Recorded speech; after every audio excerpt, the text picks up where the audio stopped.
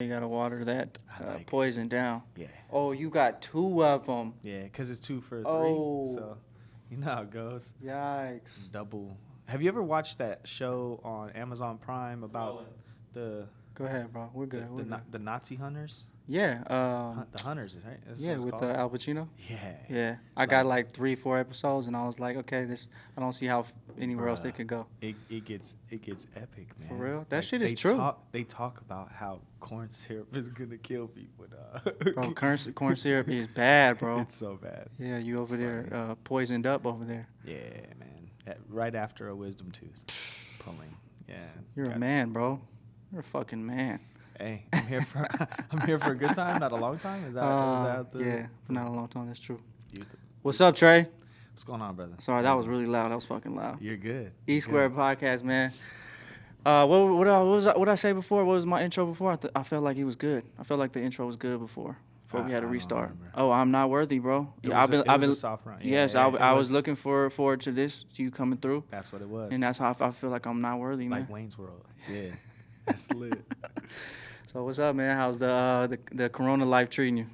It's treating me. I mean, I'm trying to get out. Like I'm not trying to be stuck in the crib and shit. But at the same time, I just feel like right now it's probably in my best interest because it's allowing me to focus on things that like generally when I am out of the crib, I'm not focusing on. If that makes any sense, because my ADHD is like on 10. I'm 32 years old, and it's just like I have no attention span for any single.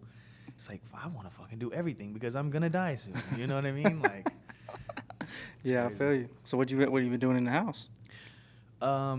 You know, sharpening the swords, making beats for the most part. A lot of making beats, a lot of collecting records. I probably buy like 10 records a weekend. You hitting Zia? A little bit, yeah. I like Zia. I like 11th Street Records is kind of like... That's downtown, right? Up here? Yeah. I know the owner, Ron, and he really, like, hooks it up as far as, like, letting me know sometimes when some good shit comes through, or sometimes I'll just kind of pass through when, like, he posts something on there, like, hey, yo, what are you selling that for? And then that's my... How does that work? How does he get them?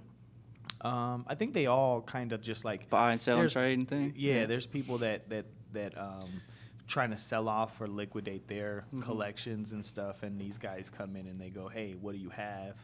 And so they'll get like doubles and triples and quadruples of certain records, and they're able to sell them off. I mean, I have a surplus now at the point that there's certain records I have like 9-10 copies of, so it's kind of crazy. I've been thinking about almost like maybe opening my own record store online. Yeah. Why not? Yeah. You know, I love eBay. I go back and forth sometimes. There's some times when like I get records that are way worse quality than I, read on the Discogs description and shit. Because they're all used and shit. It happens. Yeah. Dude, it happens. I've gotten warped records. Like I bought this Rob Zombie had a band before he was Rob Zombie called White Zombie, and I bought their second album. Is called like La Sexorcisto, and when it came in the mail, the box was fucked. Like the whole side of the box looked. So like who you buy it from? Like off eBay? Yeah. It was on it was an eBay buy. Yeah, and bad review. Well, I had to hit him and be like, dude, the record's warped, but like he was like, send it back, and all I've been doing is like sticking it up under like one of those IKEA shelves and like trying to see if I can flatten it back out because. Does that work? I don't know. I'm trying to figure it out. I'm sure there's a YouTube tutorial on how to fix a warped. I've watched a lot of them, and the most common way to do it, I guess, is to bake it, and like bake it. Apparently, it's fucking like super dangerous. Oh no! Because like the vinyl that it's like. Shit's toxic, so you don't want to do that. That sounds bad. Yeah, I wouldn't do that. What do we used to do on with the PS2 games? We used to put toothpaste on them. Yeah, that was dangerous too. Like you're just destroying. You gotta be. I remember I have like the whole trilogy of Grand Theft Auto from PlayStation 2. Yeah. So it's like 3, San Andreas and Vice City or whatever, and Vice City and San Andreas are unplayable because of toothpaste. That type of shit. Yeah. I don't know where that came from. We were kids, and we thought we were experts, and I don't know, man. So what else is going on? Oh, what we were talking about earlier. You about to give me a review on the mushroom bar? Oh, Ooh. yeah. Come on, The enlighten me, mushroom man. bar. Enlighten me. So I've been telling my dad, I'm like, dude, if I get some mushrooms, dude, you're gonna take them with me. Yeah. And so I got this mushroom chocolate bar, and I ate a third of it, but like my parents, they each ate like one little square. Your mom and your dad. Yeah, my stepmom. Okay. Yeah, and my dad, Mhm. and they're sitting on the couch. I think one, because I ate one. I actually grinded one up in my smoothie this morning. Oh. So like one kind of just gives you, you know, a little bit of a like, I don't know. It doesn't do what a third of the bar does. That's for sure. Mm-hmm. So like the third of the bar, when I was at my parents' house,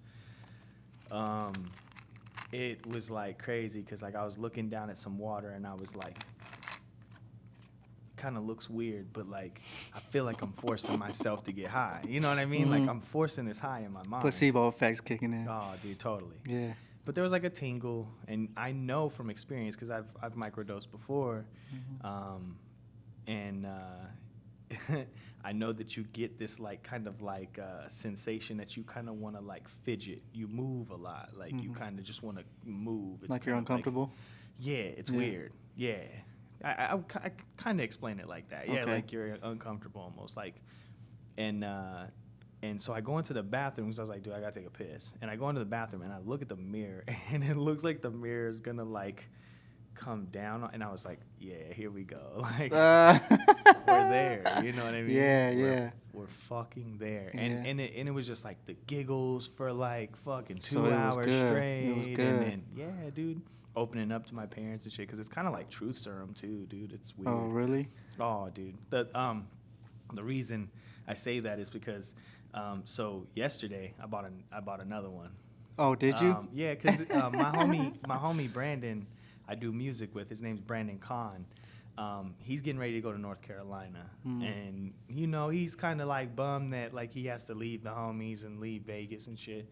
But he's going back out there to be with his family. So. I was like, man, I had this mushroom bar yesterday. The shit kicked in. The shit was crazy. Yeah.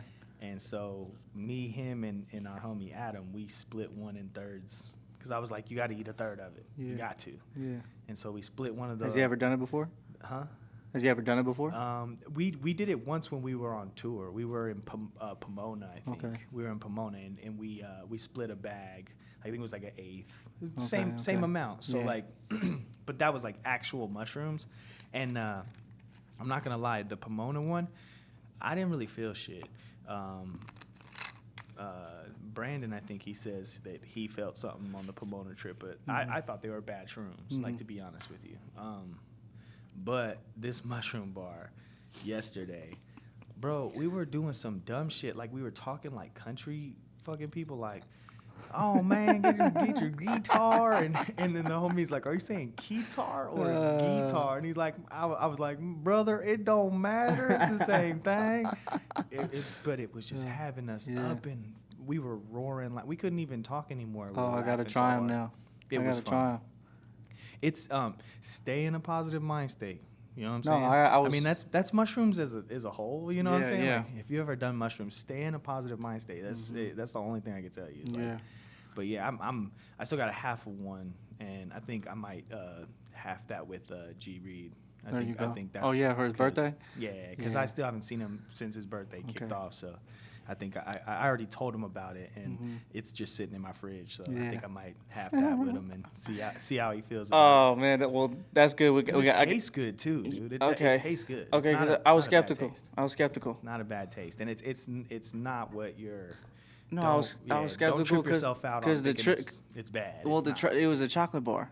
Yeah, it's different. It's different. So I was like, and I don't know who. You know, it's like you don't know who's making them. I think the second one I ate, it was a different one. Okay. The one. Oh yeah, I there was ate a the big first box time, and a small box. Yeah, the first one I bought, that one tasted good. The second one, it kind of had a more bitter, like dark chocolate taste. Yeah. It was more of the chocolate tasted different. But yeah, it was good. It was different. It was different. That was the first time I ever done it in the chocolate bar. They're gonna have to legalize, and there's gonna be a whole industry coming up. It's beautiful, man. In about 10. Well, how long you think? See a lot of happy people. Yeah, how long you think? 10 years. If Canada's already legalized, Well, isn't it legal in Washington? Probably Colorado too. The way Colorado be moving, or like probably. Well, Seattle, I know it's right? yeah. Seattle, Well, I know it's because that's Washington.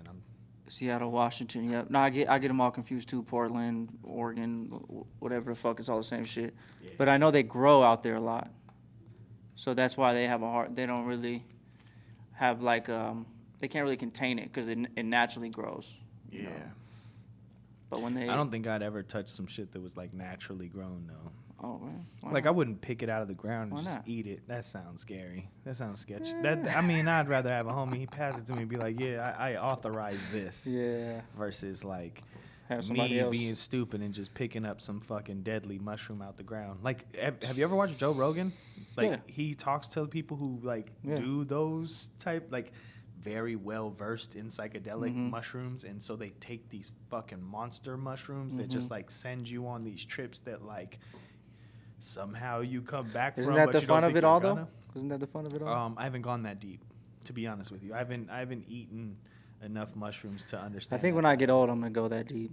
You know, you're like 50, 60. Yeah. You chilling. Yeah, I mean, know? I'll tell you one thing, dude. It definitely opens up that what do they call it? That the Third eye? pineal gland. Yep, You know what I pineal mean? gland, It's really like what I was telling my homies yesterday is like what this is doing to us right now is it's opening doors, and it's like it's on us to like walk away from these conversations we're having and pursue what the fuck this shit is telling us, or fucking close that door and go back to working our mundane bullshit lives that we always have. And it's weird, dude. I made a fucking radio commercial this morning, bro. It's crazy.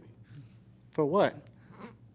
What do you mean a radio commercial? Handyman service? For like, real? Yeah, bro. Like you got hired to do it? Yep. Wrote, Oh, recorded, shit. played the keys, made the drums. Like, Hey, that's where the money's at, bro. On some Glenn Lerner shit, bro. There you He go. asked me like he wanted me to say the phone number like 3 or 4 times in the song. So Yeah. like, you know, and then I Yeah. even get down like saying like, if you need a handyman in Las Vegas Valley, you know what I mean? Like I'm saying some shit like that. It's wild. I gotta hear it. Yeah, man. I'll show it That's to you after this awesome, shit. bro. Yeah. That's a whole lane that a lot of musicians don't tap into. Yeah, man. I mean, it was, and it's crazy, dude, because, like, when I was younger, probably not even, I'd say maybe even 4 years ago, like, not too long ago, I'd have saw that job and been like, yeah, that's corny as shit. I'd never do that. Like, that's going to fuck up my image or whatever. Like, what kind of fucking image you got, Trey Voorhees?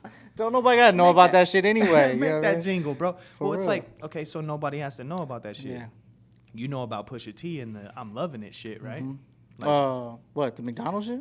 Pusha T wrote that. That No jingle way. is Pusha T's I didn't jingle. know that. Yeah. Get the fuck out of So the here. original song that was like the whole campaign is a Justin Timberlake song that's written by Pusha T. Oh, Yeah. shit. Neptune's produced and everything. You can probably What? find it on like YouTube. It's called I'm What? Loving It. Yeah, by Justin Timberlake. What? Yeah, bro. I mean, I think he's even involved in the Arby's one. The Arby's. Pusha T? We got the meats. Yeah, bro. I'm not joking. That's I dope, think bro. Pusha T is Yeah. like involved in all that shit. That's but crazy. smart, man. Yeah. You know, if you can get into businesses that Yeah, I people mean, find out and they like, you mean that dope ass motherfucker made Yeah. that shit? What the fuck? I mean, Like, it helps the that businesses. just makes it that much doper. Yeah. You know? I mean, who is that? Who is that? Is it that audio shop out here that always got the full rap song? It's like Audio Express? I think it might be Audio Express, bro. They always got a full rap song. But you tap into small businesses like that, and then, bro, you can start charging. These businesses love that shit. I mean, Yeah. for radio, have their shit sound professional and all that shit. Yeah, man. I think there's a niche market for just creative arts right now. Like I think that there's a lot of people that have businesses that are important to our lives, our everyday lives, that need creative people behind them. Because I have a homeboy, his name's Thelonious, and he's become low-key like self-sustained. And when I say low-key, I mean like doing it under the radar. Right. Like, but he's become self-sustained off of creative design and in creative art. And I praise him all the time for it, because it's like, bro, you went under the radar and became something that all of us wish we could become. You know what I mean? At the end of the day, like, he's got a whole ass family and getting paid off of creative design. You know what I mean? He's a smart kid. That's dope. Yeah, I know Thelonious. He's been around for a while. Yeah, been around for a while. It's crazy. He like kind of like said he was doing music too, right? Rap. Yeah. And took this creative design shit serious, and I respect him so much for it. I can't wait for his comeback. Though. Yeah. Oh, he's gonna start doing music again? Oh, of course. We've talked about it before. It's like, dude, if you make a comeback, we gotta, you gotta make sure you let me produce that shit. Yeah. You know what I'm saying? So, for sure. Yeah, that's it's gotta happen, dude. Yeah, I think a lot of artists they I think that limelight, really can send them off into off the rails, you know what I mean? Or the lack thereof. Or the lack thereof, but you find a lane like your creative design or even directing or something more behind the scenes, and then you're good at it, but people just want that limelight, Yeah, bro, it'd be fucking amazing to be like fucking Charlie Sheen and fucking 2.5 Men, just fucking wake up in the morning, make some fucking sock commercial. You know what I'm saying? Like, what? It'd just be awesome to be Charlie Sheen, period. Yeah. Well, no, actually, I take that back. In that show, for sure. In that show, yeah. He was definitely the coolest motherfucker on earth. That in that show. motherfucker was wild, man. House on the beach. You just sit behind the piano, come up with some corny shit, and the ladies love you. You know what I'm saying? Yeah. What a life, man. So what else is going on, man? Music-wise? Music-wise, I'm kind of just chilling. I did my last album Saturday 9, the last Saturday, because, God, there's fucking 9 of them. It's over with? The series is done? Hey, 7 is probably my favorite. 7 is amazing, dude. The energy on 7 the is intro unmatchable. The intro, you talking the whole song about how hot it is in Vegas. Yeah, summer. Yeah, summer in Vegas. I love it. Yeah, that was a creative ass record. I wanted to reinterpolate a song that was about summer, and the vibe was there, and I was like, yo, we can all relate to it. Yeah. That's why I loved it so much, because it's my favorite part of that song is the second verse, where I'm literally, it sounds like I'm talking about shooting somebody seriously, but it's literally just a dude who's got like a super soaker that's just like ready to wet somebody. It's the dopest shit ever. I don't know. The creative side of it. The line you said, we got like 2 choices. You can either sit in the house with a high bill or something like that. Yeah, with a high AC or burn, bill. motherfucker. Or burn, motherfucker. Yeah. Yeah, it's the truth. So what's the inspiration behind Saturday series?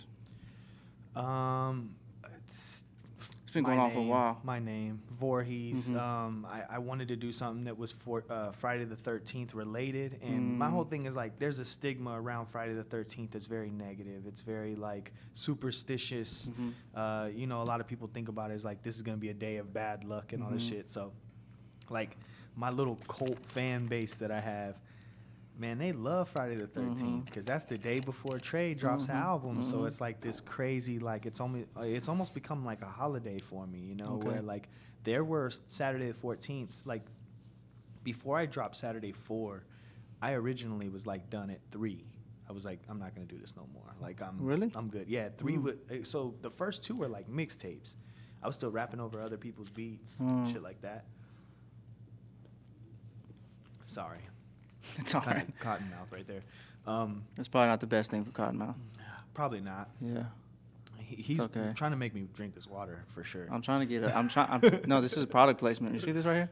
I'm trying to get that ad right there, bro. That young get real. You know what I'm saying? Yeah. I feel you. What was I talking about? Saturday 4. Yeah, Saturday 4 wasn't going to happen. And there was a Saturday the 14th that rolled around, and people were like, what the fuck? Yeah. So, like, the next Saturday the 14th, I put out a video, and people were like, what the fuck? like, we respect you. Like, my fans, I would tell them, and they'd be like, I respect you, man. Like, do what you want to do, whatever you do next, it's awesome. And it was just like, we got Black Bag. Even Rob was egging me on that I needed to do another Saturday. That Saturday shit's tight, dude. And I had made the Dead Bird album, and November at Recognize and Real, and those both dropped on Saturday the 14th. Like, this was post, like, me going, okay, I'm not going to do the Saturday thing. I'm going to do something else, but I'm still going to drop projects on Saturday the 14th. And so after that, I was like, we were at Black Bag, and it was like, nah, man, you got to do that Saturday thing again. And I had records that were already kind of like, excuse me, I was releasing them on Saturday the 14th, like, but it was just little one-offs. It was just all these little one-offs. So one day I took a couple of those one-offs and I put them together, and I was like, I could turn this into an album, you know, essentially. Sat in Black Bag, you know. Black Bag Studios. Yeah, and then just wrote until I had 14 songs. And then I was like, you know what? I'll just do this. I'll do 14 songs. Like, it became like a brand within a brand kind of deal. Yeah. So everything's kind of got some numerology to it, and a little bit of like everything's got fluidity. Like records go into each other very fluid, and I'm all about transition work. Like, it feels like the album never stops. You know, kind of. Love that, because then you can, because it's hard to. Nowadays, especially, it's hard to really that much thought really isn't put into full bodies of work anymore. Yeah, when I track out my albums before I even go into thinking where they're gonna go in my track listing, I title each track by its beat per measure to make sure that I know where the beats match on every, almost like a DJ would. You know what I'm saying? Just making sure that every beat per measure I have that knowledge to go, oh, this would go into this perfect because it's only off by like maybe 1 or 2 beats per measure. I might even be able to finesse it to where like I could turn this one up to 2 beats per measure that it needs to be so that they go into each other exact, you know, or whatever. I just do little stupid shit like that. Well, I don't think it's stupid, bro. I think it's just something I've always done. So I look at it like it's just that mundane practice that has become, to me, like the maniacal trade Voorhees. Like, because I go crazy doing this shit. Like, I truly, like, I will drive myself insane doing little shit like that. I'll what would you call it, convert or whatever, like, files like 15 times just to make sure that the beats per measure are like exact, or you know. Well, listening to your music, you can tell you're a student. You can tell you're a student. You're also you're a mad scientist. You can tell that you took your time, and you're definitely the perfectionist aspect is there. You're not just slapping like a group of songs together to make a project, you know. Yeah. So I mean, I think we all are very grateful for that. I appreciate it. Yeah, man. It's funny you bring up mad scientist, because like the room in my house is literally like I always equate it. I always equate it to that room in the movie where the guy is like, don't go in my lab, and then the light comes on and shit. Like, do not disturb. Like, so where does this come from though? Like, did you grow up around people doing music, or? Yeah, so my parents always tell it like when I was, you know, old enough to talk, basically, they would tell me, hey, put on this record. They'd be able to tell me like a record by lyric or name or whatever, and I'd be able to pick out that record, put it on, put that song on, and they were just so amused by that. My parents were metalheads, and we lived in a house where like my uncle was a guitarist. His friend was a drummer, and they were in a band, and my parents would throw house shows. For real? Yeah, like metal shows. Well, that explains everything then. Yeah. That's dope, man. And I don't know, man. I just never stopped caring about music. You know, I grew up in front of a TV where like MTV was being recorded every single day. So nostalgic, man. It's crazy. Yeah, I used to have videotapes like crazy of like Yo MTV Raps and Headbangers Ball, and just, you know, all, because like being a 90s kid, I guess you'd say, you just got this melting pot of like rock and roll that was super heavy, and like hip hop that was super heavy. Hip hop came out the blue, like even the R&B was super heavy. You know what I'm saying? Like like TLC came out and they were like covered in condoms and shit. Like, man, that was hard hitting when it came out. Like my mom didn't want to buy me the CD or the tape initially because of that. But I was like, they don't cuss, they don't do that kind of stuff. Like, then Crazy Sexy Cool come out and it's got a parental advisory sticker on it. And it's like, what? Like, because my mom was kind of like, didn't let me listen to records that had cursing on them. But like my dad was kind of like, didn't give a fuck. You know what I'm saying? He would let me listen to like Brother Lynch and Scarface. Oh shit! Damn, you're really lucky in that aspect then. Yeah, because I could go with him on the weekend and go to Warehouse or Odyssey Records or whatever, and he'd let me pick out whatever CD I want. It didn't matter. Whereas my mom, like, when Eminem Slim Shady LP came out, I had to steal that CD or whatever. You know what I mean? Like, yeah. On some, like, she kept, put it back. You know, I'm not gonna buy that for you. Yeah. Like, all right, you know. Yeah, we didn't have too much shit in my house growing up. Like, my mom, they were from like the corporate world. Yeah. You know what I mean? So, and we played sports all the time. So when we, like, I got exposed to a lot of shit through friends' houses. Right. You know? A lot of that, yeah. I'm right there with you. That's like, man, that's crazy you say that. Because, like, in elementary school, that's really, like, how I got introduced to weed. Was one of our homies had an older brother. Same thing here, bro. The homie's older sister, sister, Yeah, and it was like, they thought it was funny to smoke weed with us. You know what I'm saying? So, how old were you when you first smoked weed? Oh, 5th grade, man. 5th grade? Young, oh, damn. You the first person I know that did it before me. It was wild, dude. Because, like, I remember watching this video where I think it was, like, on YouTube or something. It was, like, these kids went to jail because they gave some little kid weed in a car. Like, there's a video. Like, they were on video filming it or whatever. Yeah. And I just think that's the wildest shit ever that, like when we didn't have cameras and shit like that back in those days. So, like, exactly. That was so incriminating for them to do. You know what I'm saying? Like, I never looked at it that way. Like, I was smoking weed in 5th grade because people thought it was funny. You know what I'm saying? Like, low key, that was the whole 5th grade. That is fucking man, it crazy. was wild. Yeah. And what you grew up out here? Yeah. Okay, what elementary school you go to? I went to Twin Lakes Elementary School. Where's that at? That's like Meadows Mall area. Okay, all right. And then I went to Gibson Middle School. Gibson, yeah, okay. My little sister went there. And then I went to Western my first 2 years of high school, and then I graduated from Mojave. Okay. I went 11th and 12th grade to Mojave. So you grew up on the west side? Yeah, for the most part. Yeah, I grew up kind of like in Boxtown. I lived off of like Rancho and Lake Mead. Yep. Yeah, Okay. So, like, my dad lived in those budget suites when they first opened up. Word? No joke, dude. Damn. This shit was crazy. Shit was crazy. Across the street from Texas. Yeah, but I used to live in a house that was across the street from Texas too. Like, my parents, when they were like 20 years old, they bought a house, a little 2-bedroom fucking house over there, and it's crazy, man. It was a wild place, man, because, like, you know, at the times, you know, growing up there up till I was about 16 years old, you know, that's like the suburbs type shit, you know. But really? Like, it's the hood, like, right around the corner. Yeah, I feel you. And it's like, you know what I'm saying? And it's weird how, like, there were, like, meth labs everywhere. But then there's, like, also, like, Mormons in the cul-de-sac who are, like, pristine. It's weird. It's so weird. Like, don't watch TV. Probably don't have no idea what's going on.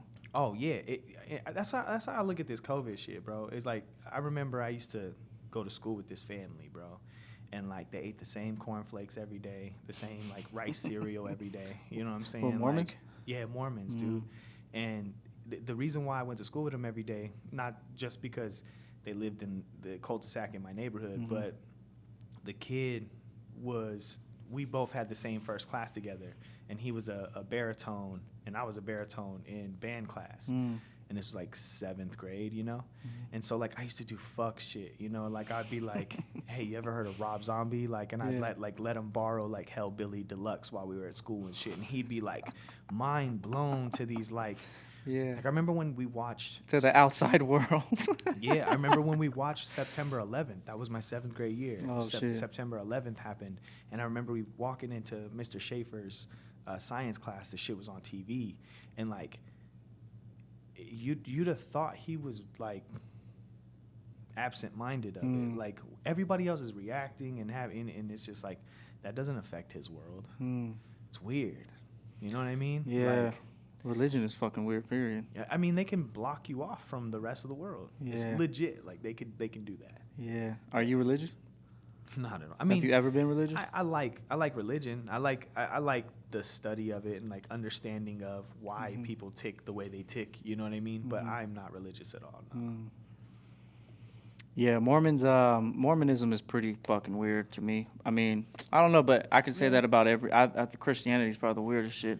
Yeah. But I've met more Jack Mormons than everybody. Well, that's the problem. Is like they try to, when you try too hard to be perfect, godly, whatever the case may be, you're like you're not being human. You know what I mean? Like you're not. And so a lot of them break those chains. Yeah, and they go off the deep end. You know what I mean? To make up for lost time or whatever the case may be. A lot of kids I know, they grew up Mormon. I'm almost certain are not Mormon as adults. They have a lot of drug problems. It's family shit. Yeah, there's a lot of drug problems. Totally. Yeah. You ever seen that show about the kids in Utah that have to escape, that try to escape? Like the Amish or something? No, Mormon kids. Goddamn. They try to escape their little towns. Because they don't know no better. Like when you grow up in a little town, dude, shit changes. Your perspective is totally different. Like I remember we were in this little town in Utah called Ridgefield. My cousin lives there. And like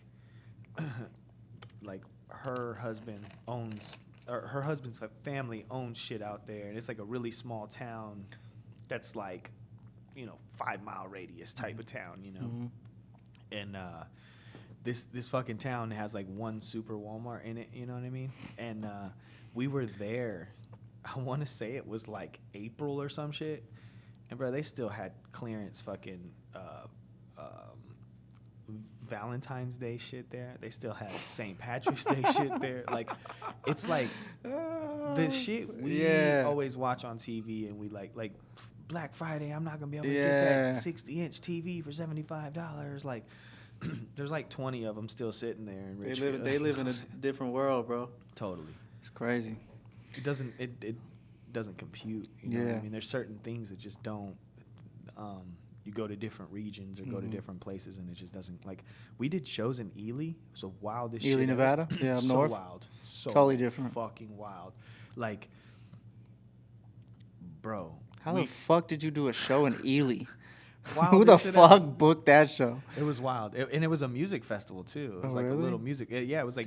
People were there? There's like a road of like little bars and shit. And they I've have been their up own there. little like I've been up strip there. and all that, I've been up to Ely and Winnemucca. I've been up there Okay, before. hell yeah. So we were doing shows at this spot that's called Mr. G's. It's like half Italian restaurant, half bar. Oh. Like your average bar that has like a small stage. And so me and Brandon, we pulled up and we, rocked the show the first night. Shit was popping, people fighting. Real? Bro, the shit was crazy. Like that's a cracking ass town, bro. Yeah. Like, and the reason why it's cracking is because everybody in the town has nothing to do, right? Exactly. So they go to that same spot that's popping. It's the only spot that does hip hop shit. Every other spot does like either rock and roll or country. So you got all these kids that they listen to 21 Savage and they listen to fucking Mac Dre and they listen to good music that we listen to, and we actually happen to perform. And dude, we were like a needle in a haystack, bro. It was the craziest thing. Like we fit in perfectly. It wasn't like it didn't feel odd at all. Like, and we went back the next day because we were supposed to perform both nights at this place. Those little markets are gold mines, bro. Dude, the second night, they were treating us like royalty, bro. Like, they were like, you eat whatever you want. You can have any drinks you want. Man. Like, you guys are superstars. You guys killed it last night. And it was just like, Brandon, like, imagine every little town that we could hit, bro. Like, no, for real, bro. I tell artists all the time, if you hit those smaller markets, especially in the Northwest, from my experience, the Northwest is a gold mine, bro. All those little towns. Yeah. All those little white kids that love hip hop. Yeah. Bro. Yeah, dude. That's how you get a fan base, bro. You could have played Mac Dre's whole CD. The crowd would have stayed. Especially up there, because the influence from the Bay up there, and that Reno and all that northern Nevada, Oregon, all that shit. It's real. It's real. Damn. So you've been doing music for a while, man. Your whole life, pretty much, huh? Pretty much, yeah. I was in band in junior high school, and then high school, my grandma had a computer, and I started making little demos on that. Mm-hmm. And then my dad got a computer, and then that's when I was like, I'm gonna save up to get a microphone. Mm-hmm. I think Leroy Chops still has my first microphone. No Word. joke. No joke. I don't know. I'd have to ask him. But I think he still has my Damn, first you know Leroy microphone. that long? Yeah. Leroy's like my little brother, man. I really love that kid, man. Mm-hmm. That's like, blood couldn't make us any closer, bro. Mm-hmm. Him and SpeakerBox, those are my guys, Mm-hmm. man. Like, have you ever met SpeakerBox? Probably. Yeah, that's Probably. like, if you ever see one, you'll see the other. Yeah. It's like, they're like Jay and Silent Bob, the black and Asian version. Have you ever seen Leroy's video for Snoogans or whatever? Probably, man. It's crazy. Probably. So him, Rob, you know Rob Sayer. Yeah. He's like a good video. Yeah. He's so awesome. He helped them make the video for Snoogans, and Snoogans is basically just the.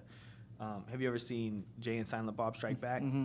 So you know he does the fuck, mother, fuck. So Leroy has a song like that. Okay. And he's dressed up as Jason Mewes, the J, and then Speaker's dressed up as Silent Bob. Okay. And they did this video in front of the little market on MLK and Alexander. Okay. Have you ever seen that spot? Yeah.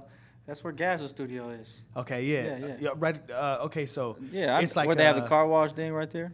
Right. So there's it's like the little mini mart. Is it the yeah? Oh, what No, it's like right. I think we what used to you're call it the saying, Arab. We used to call it the Arab. Yep. Right across the street. Okay, yeah, I know From what you're where talking I about. think Yeah. what you're saying is like right across. You talking like about the liquor store?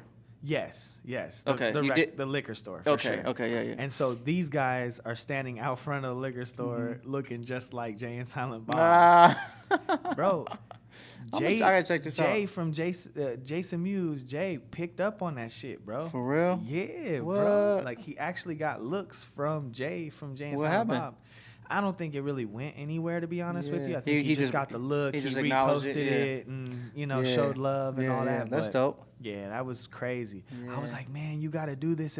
They making that new movie, bro. You got to get in on that for shit. Real. But he might have Shoulda missed the train. asked. But at the end of the day, it's a good record. Yeah. Hopefully it comes back. It'd have been cool to see his shit on there, though. Yeah, That'd have been dope. Damn, bro. Leroy Chops, we was talking about it before the other day. Hell yeah. When, man, that motherfucker, man, I seen him perform more times I've seen anybody else in Vegas perform. Yeah. That's because he'll take any fucking gig. He's Yeah, he like goes Samuel L. hard. Jackson. You know what I'm I saying? love longest this. IMDb in the world. Have you Bro. ever heard about that? No, what? Samuel L. Jackson. He has like the longest IMDb record. Like he'll take any job. type Oh, shit. yeah, he has most, like, appearances in movies and Yeah, shit. yeah. Yeah, no, Leroy. That's Leroy on stage, Bro, Leroy, he just that energy he brings, bro. He don't give a fuck if it's 50 people or one person, bro. He brings the same energy, bro. And you gotta love it. You gotta love it. That's why he's always my right before I go on guy. Yeah. Like I'm always like, Leroy, you trying to perform with me? Nah. He's like, of course, bro. Yeah, man. Because I know he's gonna get the crowd hyped. He's That a special boy knows energy. how to get the He's a crowd special saying his energy, name bro. and shit, yeah. He don't give a fuck. He don't give a fuck. And by the amount of fucks that he doesn't give translates into the crowd. Yeah. And then the crowd feels like, I don't give a fuck either. Yeah. You know what I mean? Yep. Yeah, man, I wish more people had that energy. Oh yeah, I've seen him do some crazy. Him and Jerry Scheinfeld, I've seen them both do some crazy shit that I'm just Yeah. like, I'm not that cool of a rock star. You know what I'm saying? I just don't do that kind of shit. Do you remember your first time you ever performed? The first time I ever performed was like a talent show. It was for a fucking 97.5. I think Mike P was still working up there. Yeah, it was. Yeah, I think it was like 2005 when it happened, and it didn't go nowhere. I was out there looking stupid with big ass throwbacks and big jeans and Timberlands. Yo, is there and shit. video footage of this? Probably not. Oh, okay. Yeah. This was before I was really fucking around like in Northtown. This is still like Western, like still like I didn't really have a whole lot of friends on the North Side aside from like my homie Sam, or a lot of people know him as Yogi, but like my homie Sam and my homeboy Kevin. It's funny, I never I've known Sam so long, and I've never called him Yogi. That a lot of people haven't. Like, he has both sides of that, you know. I'm like, yo, you got an alter ego going on. But a lot of people know him as Yogi. Yeah, he kind of does, Yeah. bro. Like, kind of does. I'll let him tell that story, but We had a great. if he wants to, of course. Nah, I pulled up on Yogi probably 2 weeks ago. I went over to his house and we was drinking, talking shit for like 2 hours. Hell yeah. And You gonna have him come on here? Yeah, I told him You I have got to, bro. bro. The conversation we had, bro. I'm gonna keep it real with you. Even though he's not a rapper, or I don't give a anything, fuck if he's not. Yeah, bro, he's in the scene, Bro, bro. I He don't- knows all the shit, bro. He's Bro. been around me so long that he Yeah. knows all the shit, bro. I'm telling you, he's been a part of one of the best factions I've ever been a part of. Yeah, You know yeah, what I'm yeah. saying? So Yeah, he I've known Sam for like since I was a kid. Like, you know what I mean? Yeah, he told me that shit. Yeah, we got a lot of history. But Yeah. yeah, this show ain't about just rappers, bro. Okay, You know what I'm saying? It ain't, I know that's kind of what it's been, but like Well, I've seen you have like curators, and you've Yeah. had like Taness, and you've had Yeah. Urena, and, Right. Well, it's mo- obviously they're not rappers. so- right, but well, it's more so my goal was to have conversations with people and pick the brand people that do dope shit and people Yeah. that are not dope shit necessarily, but just like creative shit and people that I admire. You know what I mean? And the people that are well versed in what they do. Yeah. You know what I mean? Like people been like some of my homies been asking me to come on. I'm just like, bro, it's like it's not about me. It's not about or you. It's about the people listening. Right. You know what I mean? And Right. hopefully I can pick Bring your something. I can bring something to light because you know some people will probably want to ask. Hopefully I can get some questions out that people want me to ask or whatever. But it's not like an Yeah. interview either. It's just more so just like I don't know, just kicking it really And finding out. peeling back some layers, really. Yeah, You know what I'm exactly, saying? So, exactly. so we'll see what it becomes. But I want some politicians in here. I got some questions for them motherfuckers Fuck too. yeah. For That sure. would be dope. That I would don't be know. crazy. We'll see where it goes, man. Especially for us young folk that don't really get that like side of knowledge. You know what I'm saying? Yeah. It's a lot of us young folk that are very misinformed, bro. And it's like I can't lie like I'm not one of them, bro. Like the medium that we have in front of us just can throw us so much information that misinformation can get thrown in there and just be believed as real information. Yeah. That's I don't know, man. I'm very on the fence about how I feel about the internet in 2020 versus how I felt about the internet when it first came out. Like It's an overwhelming amount of I bullshit.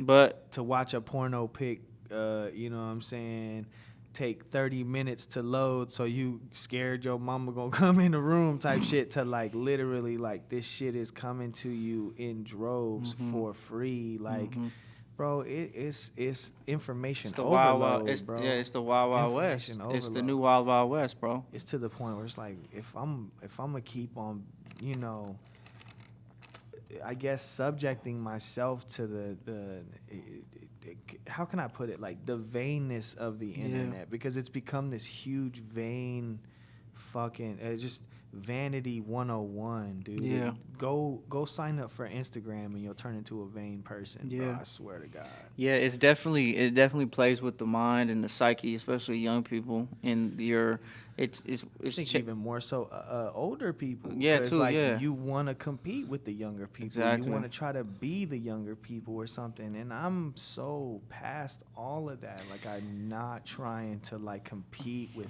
anybody. Yeah.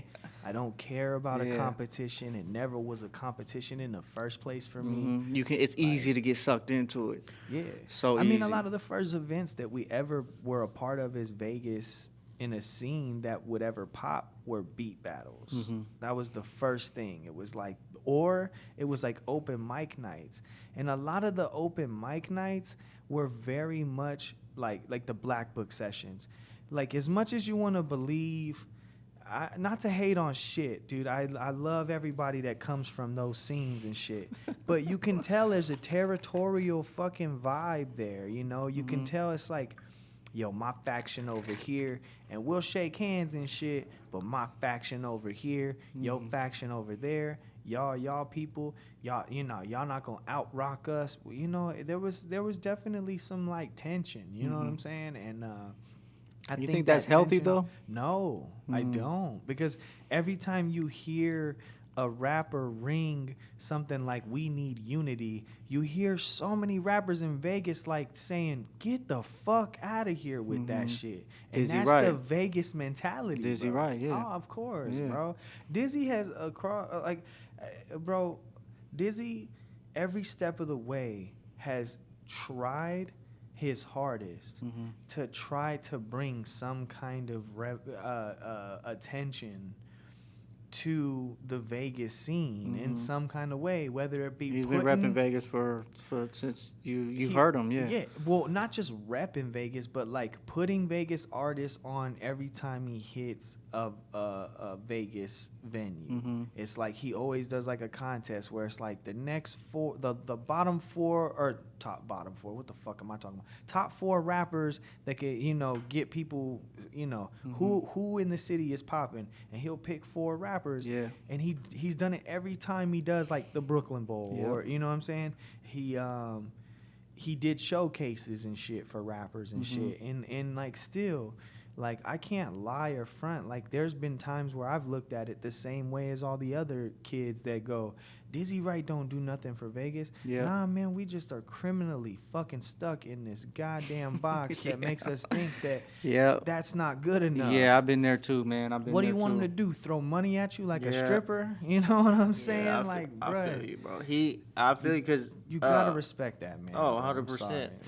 Yeah, I've been there. I've been there too. I had a little phase where I was like, especially when I started to get into the scene, and you just got to remember that he's working. You know what I'm saying? He's trying to build his own. It's crazy. He don't owe nobody nothing. Just because we come from the same city, that doesn't mean you owe anybody shit from your city. No, of course not. Yeah, you don't owe nobody nothing. Nobody owes anybody anything. If you want to be mad at somebody from Vegas, be mad at Neo, okay?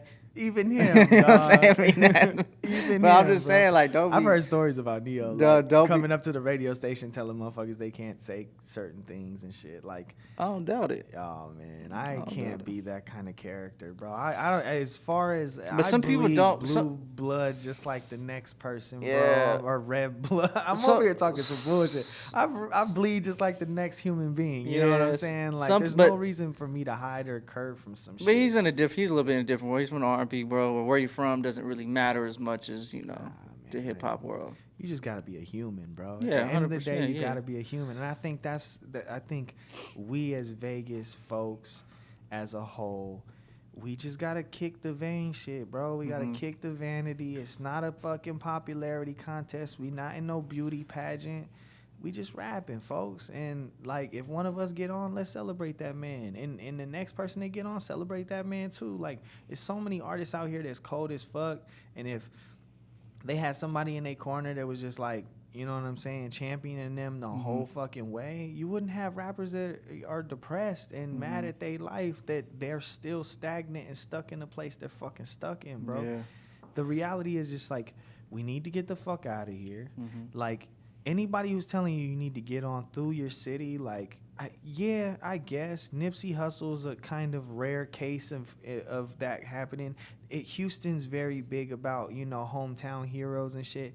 But, like, Vegas ain't holding on to no hometown heroes like that. Well, it's just like, I compare it to a place like when Wiz came out of Pittsburgh. That's the truth. You know what I'm saying? Because you come out of a city. But he's not known as a Pittsburgh. Exactly. Like, you know what I'm saying? He just Wiz Khalifa is just Wiz Khalifa. Yeah. What I'm saying is that household name more so off of like Fast and the Furious. If you ask me, that song made him so fucking famous. Well, the Black and Yellow song. You know what I'm saying? That Fast and the Furious shit is still more famous than that. Well, yeah, but like that was more. But famous. The Black and Yellow song really put him on another level, because it played into football and all those fans, and he played, you know what I mean? The Steelers and shit, but I think those things come natural, those things come organically, and if you're gonna, like, if you try to force being the guy in Vegas, it ain't gonna. And I don't think anybody can. I don't think that's gonna happen. I don't think. I think it will. Man is gonna happen. I think it's gonna be. We have to like look at somebody who's on like, okay, you definitely got that. Like, but even then, like, the Killers is a perfect example. Like, they had to go all the way to Europe and then come back to really get. Look at Dizzy, bro. Dizzy gave all you rappers a motherfucking blueprint. Yeah, it's the truth. I mean, And granted, it was independent. Granted, it was a different world back then, and especially with the internet. But still, I mean, and it goes back to what I said earlier is he hit those small markets. Yeah.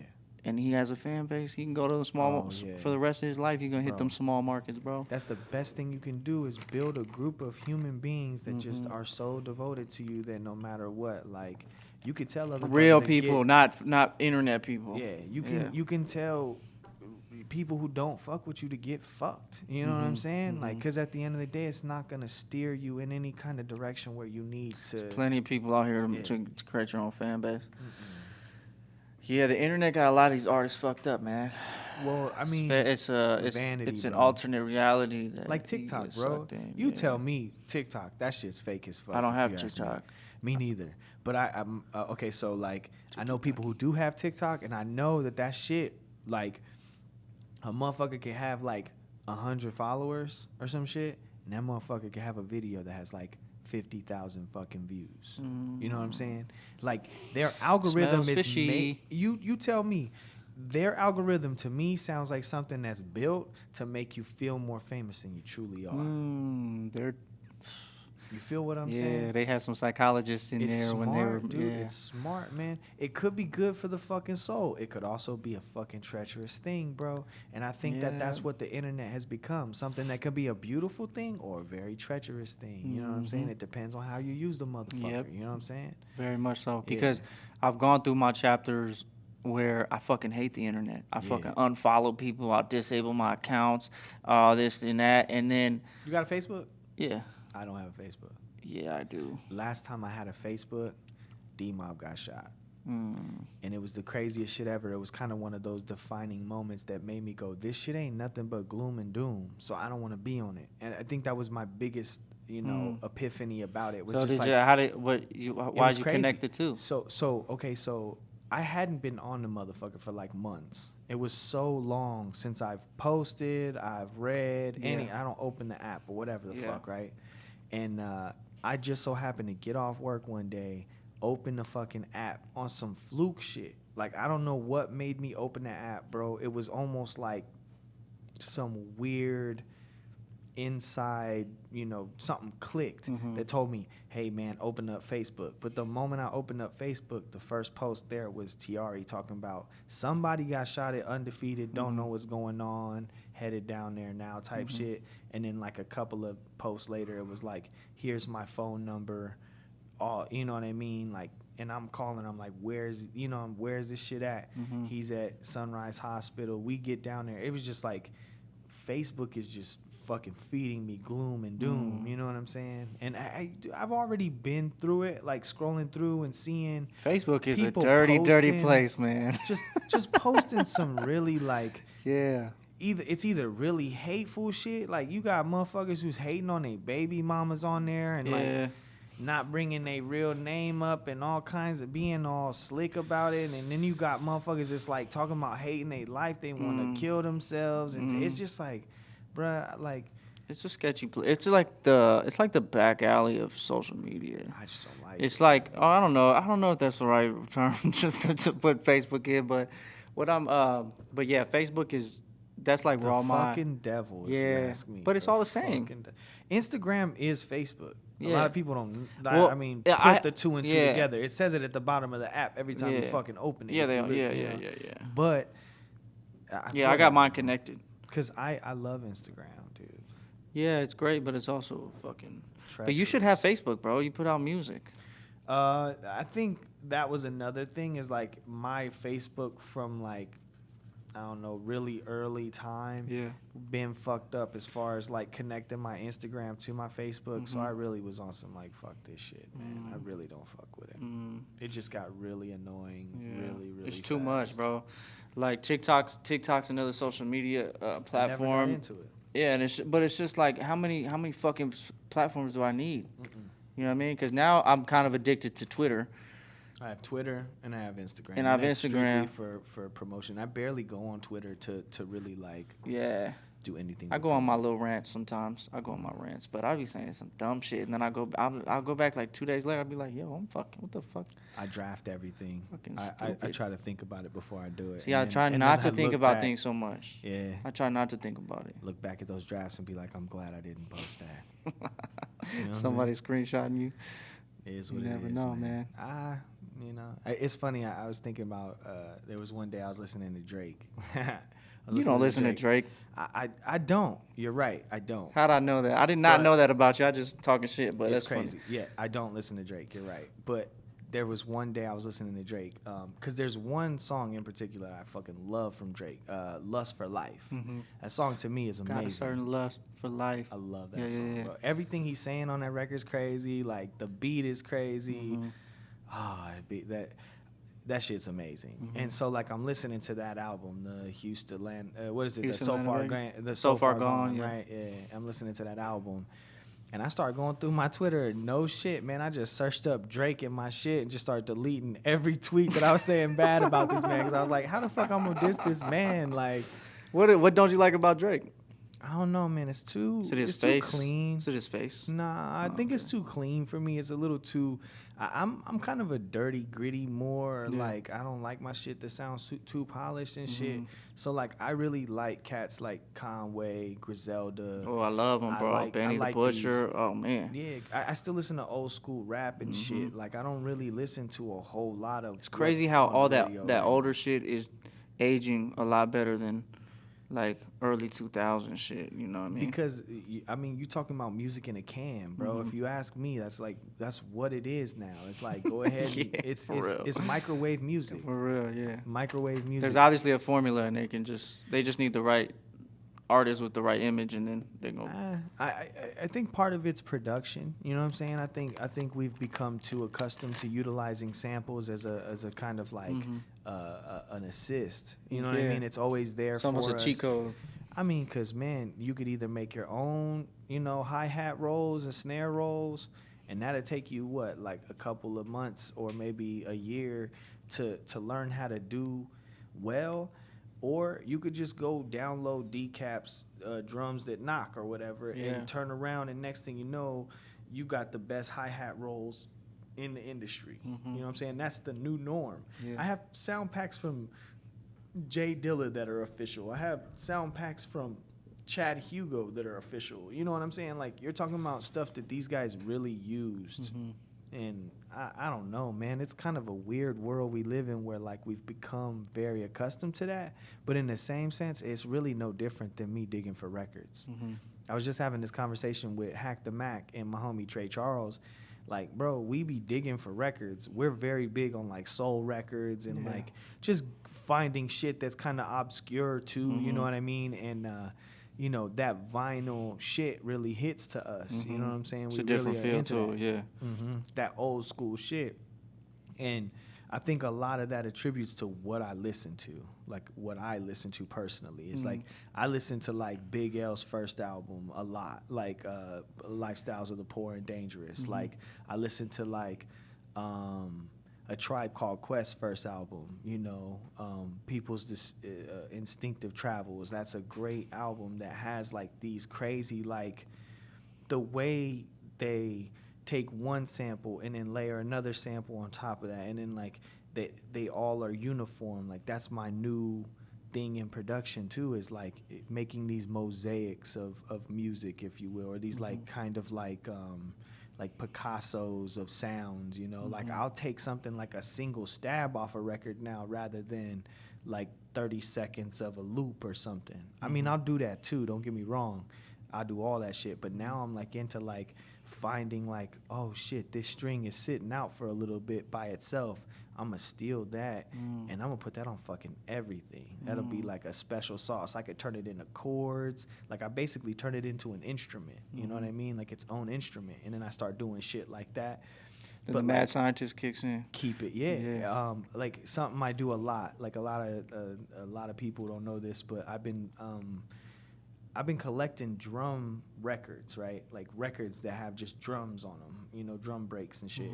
And so like what I started doing is, some drum breaks, you either have the drum break and then you build the beat around that, or you're sitting there trying to like fit 100 different drum breaks to this perfect sample that you don't want to fuck up, right?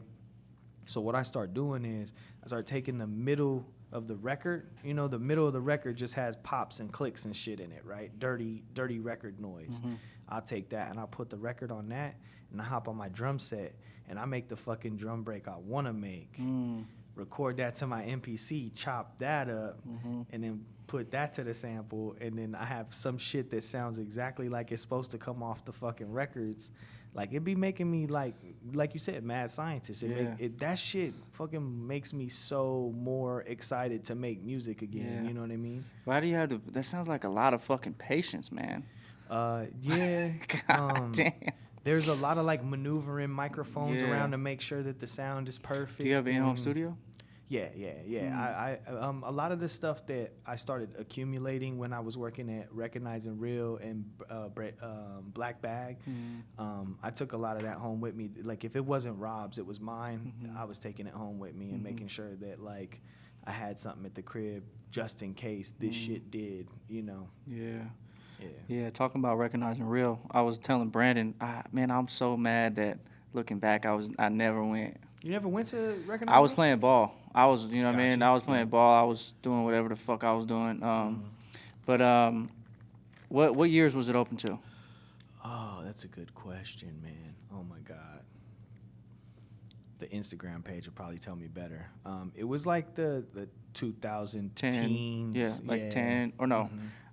10, I graduated 2010. I don't know if it was I'm gonna keep it real with you. I could probably pull out my phone and find out, because I have a Instagram page that's still live. Yeah. I've never taken it down, so. Yeah, I was just looking at because having you coming on here, I was looking at Black Bag Studios, old Instagram, and that's when I was telling you about the ski mask. That little ski we mask have story. a video on there of ski mask. Yeah. They actually recorded a video. I was in there like 2015, Recognizing Real. Okay. Yeah. Okay. So, yeah, I was telling Brandon, I was like, man, I used to hear about it, and I remember hearing about it. I remember seeing it on Facebook and on Instagram. Yeah, Instagram was around back then. Yeah, it was. And I remember seeing it on the internet. I was like, damn.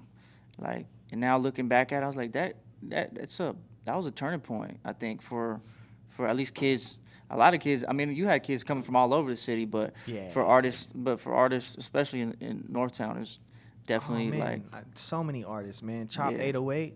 He goes by Rico Black now. I remember Chop. Yeah, I know Chop.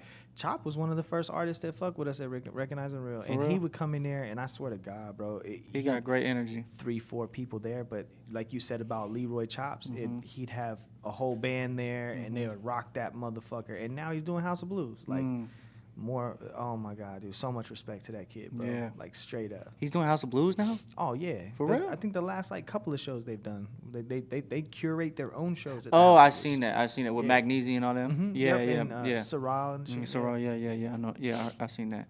Good dudes, man. No, super cool. Yeah, I want to have Sorrel and talk to him. Magnesia's coming up. A lot of little factions, Wave in them, the Tribe Kids, Rob Falco. Rob Falco basically became a staple there. You know what I'm saying?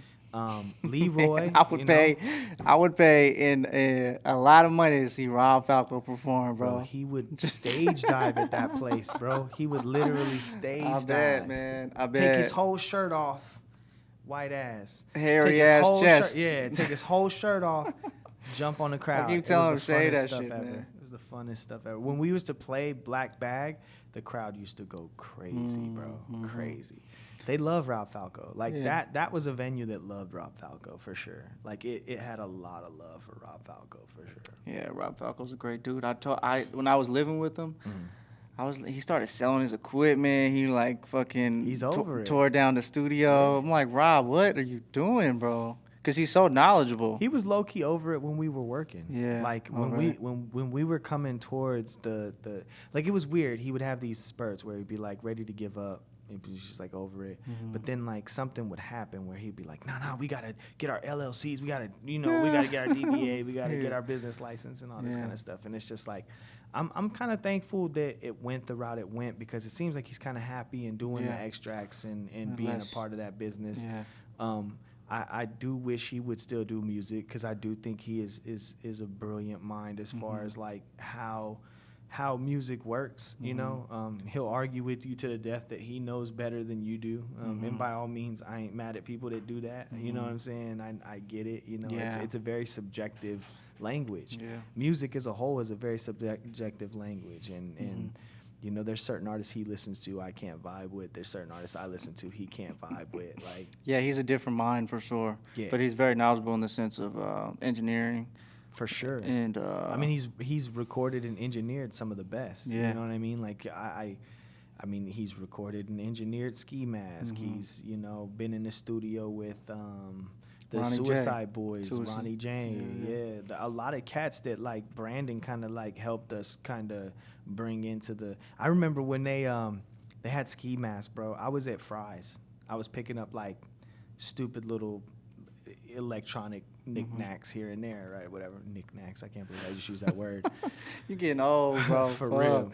So we in the aisle, me and my wife were just chilling, and this fool FaceTimes me, Rob Falco FaceTimes me, and he's like, yo, what's good, man? I'm like, yo, what's good? And he's like, yo, look, check it out. And he points the fucking camera at Ski Mask. Mind you, bro, I'm not hip to the game, bro. Oh, you didn't know who he was? Bro. So I'm like, hey, what's up, bro? How you doing? And he's like, what's up, you know? And I was like, hey, who's that dude, though? Why are you showing me this dude on the camera, bro? That's funny. That might work in your favor, though, like when you just treat, you know what I'm saying? You just treat somebody like a regular dude. I've been in a lot of dressing rooms with some way more famous people than me. Like, you know what I mean? Like, I was just backstage at Brockhampton's album release in Los Angeles. They are hard as fuck.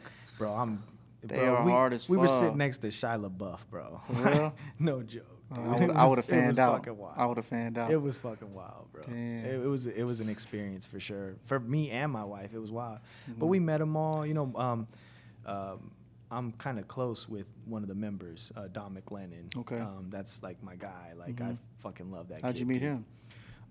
Through a friend of ours, Victor. Victor, I've been friends with since I started making music, like taking rap shit serious. He used to go by Magic Narcosis, and him and Dom I used to play Skate, the video game, and they just got super like. They used to have like a skate team, and they made skate videos, and they took that shit serious. So he's bro. from out here? No. He's from like Connecticut or something, dude. He's like, Yeah, they're hard. I saw them perform last. Is that last year? Yeah. At what was that festival called? Day in Vegas. Day in Vegas. Yeah, I saw him perform. Dom, dude. Anytime Dom comes out here, Dom is probably one of the most amazing human beings on earth. I'm gonna keep it real with you. Like he's such a good spirit. Every time they come out here, dude, he's always got me and Amy on will call. Dope. It's like, hey, dude, I got you guys tickets, or I got you guys wristbands, or I got you know what I mean? It's just like, dude, thanks, bro. Yeah. Fuck. Like, we're never expecting shit like that. Yeah. He's such a good person, man. Yeah. And, but we were in, you know, their dressing room or whatever, and we're just amongst all these people, and it's hard not to just not be abnormal. Like, I don't want to be like, hey, you're fucking so and so. I know you. Yeah. Like, I don't know if that's what they want. You know what I mean? So in my back head, there, I don't do and that type of shit. No, you can't. You can't. But we did talk to people. Like, we talked to Joba for like fucking 30 minutes, and you know, there was a couple of people, like, you know, we bumped into Ian. What's the Ian Dior? No, the main Kevin Abstract. Oh, okay. I think that's his real name. Yeah. Right? Yep. Yeah. But we bumped into the main dude. We bumped into that Dominic Fike dude. He was there. We bumped into JPEG Mafia. Have you heard of any of these guys? I've heard of JPEG Mafia. Okay, yeah. He's wild on stage, bro. Yeah. That was an incredible This show. was in LA? Yeah. Okay. And my homie Victor Roberts, he's on their last album. Okay. Like, he's the last track or whatever. So like he came out on stage and he's like sitting on the stage and the whole crowd's going crazy for him. That was an amazing situation for me because like Magic is somebody I grew up with. So like I love Magic to death, dude. That's like my brother. You know what I'm saying? Word. It's just like Leroy. You know what I mean? Like blood couldn't make us any closer. Yeah. Like he lives all the way out in L.A. Like I don't really get a whole lot of time with Magic, but when I was living in Long Beach, I would go over to L.A. and fuck with him. And yeah, dude, it's wild, bro. Yeah. It's wild. Yeah. You definitely. Does that make you want to perform more when you see? Oh, dude, yeah. Yeah, does that like I mean, start itching? Yeah. I mean, to see them as well off as they are with the independence that they had for so long, you know what I mean? That's an amazing, incredible feat in its own right too, right? Like at the end of the day, like that's something I strive to get is that cult status, you know what I mean? Like I've been working on that my whole life. Is like, you know, when I was a little kid, you know, like 7, 8, 9 years old, I used to walk around the grocery store and interview myself. You know what I'm saying? Like my mom would be like, "Why the fuck are you talking to yourself?" And I'd be interviewing myself, like legit. Like that's how you got to. I mean, you believed in yourself so much. What we doing right now, I used to do when I was 7, 8 years old. Like going through it in your head. Yeah, and I would do it for hours. Visualization is all it is. Yeah, I would like to think that was just manifestation, you know, me knowing that I was gonna get to this point, you know, and I don't think about like I was just talking to Dom a couple of days ago about like how I pull up to my day job and I like bawl my eyes out listening to his verse on the new album. There's this new song on there. It's called Sugar, and his verse is very like, you know, I move mountains on my own, don't need nobody's help. You know what I mean? It's very like I could do this. Like I'm not gonna make life life's misery's not gonna make me miserable. Like it's a very like strong mantra. And bruh, every time I pull up to work, I listen to that verse because it's just like it's so like you need it, bro. Jump off the fuking cliff, Trade. Like you don't need to be at this fucking day job no more. You don't need to be doing this shit no more. Like it eats at you, huh? Yeah. Because I got a day job and I know that I mean, there's studios that are literally like, bro, you know, you don't have to do that. You know, you can come rock with me and we can come up with something. I don't want to do engineering no more, man. I don't like the business. It's not something. It just might be I like engineering. I like engineering my shit. You know what I'm you. saying? Like I don't really like get a kick out of recording and mixing and mastering like that. I get a kick out of making music, like so making songwriting, making beats. Yeah. That side of it. Well, that just might be your end right there. It's engineering and then. You know what I mean? I mean, maybe. I've done it 3 times, and every time I've gotten bored and annoyed of it. So yeah, it's harder to. I feel you though. It feels more like a day job, if that makes sense. Yeah, I feel you. You don't really want to spend too much time, like especially with that. If you're not in it, you don't want to waste nobody else's time either. No, not at all. Yeah, I feel you. So how did the Black Bag Studio start, man? How did you guys come into that? Because that studio was fucking phenomenal. Yeah, Recognizing Real. That's what it was. Is that Recognizing Real closed down. It was about to be me moving to Guam to go open up a studio out there. Guam? Crazy, yeah. What the with my fuck? business partner, the person I was with, Recognizing Real. Okay. His mom and his family lived out there. And so he was like, yo, I'm going out here. Do you want to make a move with me? And I'm going to keep a real family and you know, my friends and shit really kept me here and kept me in Bay. I mean, I had already done the traveling around California, and that's not even like 1,000 miles away. And, I mean, a little bit further than 1,000 miles. It was wild. I was really like, we just got done. Our lease on our house was over, but then I moved into my mom's crib. Because, like, of course, since our lease is over, we thought we was going to live in my mom's house for like a month, and then I was going to fly out to Guam. That's just what it was. That didn't happen. We ended up living with my mom for a little bit. I ended up losing my job, bro. Like, legit losing my job. Like, I got laid off.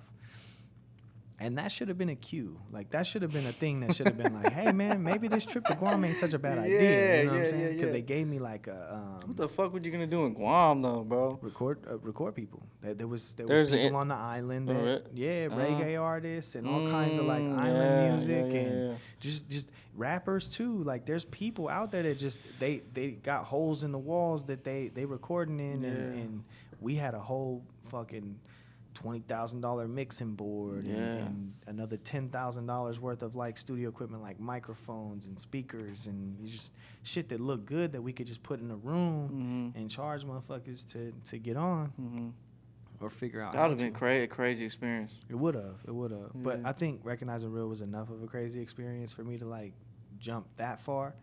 And so like the next move was kind of like, well, I enjoy doing this shit and I don't have a job. I can't live off unemployment. This shit's gonna dry up sooner or later. So my whole thought process was just like, all right, so let's think about how we can, we can do this without me having to have a studio or something, right? And I did that for probably about a month, and then Rob came at me and was like, yo, I just got the like fucking deal of a lifetime on a room, and I was like, you gotta be joking. He's like, it's already ready to go, bro. You have no idea. And I was like, all right, let's go check it out. And then we paid 3 months worth of rent, and we was in there like swimwear. That was such a great studio, man. But the crazy thing is the dude that ran that studio that we was paying rent to, he went and got a job at 11th Street Records. That's your boy over there now? That's a recording studio. You know that, right? 11th Street Records? It has a recording studio. I didn't know that. Hold on, I have seen a picture. Amazing, bro. It's so amazing. Yeah, it's elaborate. It's so amazing. Yep. So elaborate. Full circle or whatever. I'm over here talking to Ron and shit, and he's like, bro, let's get you in here, man. Let's get you in here. And I'm just like, dude, this is crazy that like the guy who ran Black Bag, like we was paying that motherfucker rent. Now, like I could potentially be in his position. It's kind of wild. Damn. Yeah, it's kind of a small town, It is, man, and everybody knows who they are. Everybody knows who everybody is. Without even like, you don't even have to know the person. You know the person, if that makes any sense. It's kind of crazy. Yeah, it's funny because that's actually how I met Rob. Well, I knew Rob before, but that's how me and Rob really clicked. Okay. I didn't really. I think I saw you one time up there at the Black Bag Studio. Yeah, I remember seeing you across the hall with your homies and stuff. Yeah, I never really got a chance to really on some like little kid shit. Yeah. It's so funny, bro, because we had that studio. We came in, I think, we were only there for I think 6 months, and then right down the hall, and I got that studio for my artists so they can just have somewhere to go record, but then it turned into kind of like the kick it spot, and then it turned in like I had no control. I lost control over it. You know what I mean? And then we had to get. That's kind of what happens in studios. Yeah. Keep it real with you. Because you don't just keep control of like how much time you're spending with each person that comes in that motherfucker. You know what I'm saying? Well, I was kind of like I was paying the bills there. Yeah. But I wasn't. But I gave a few people the key.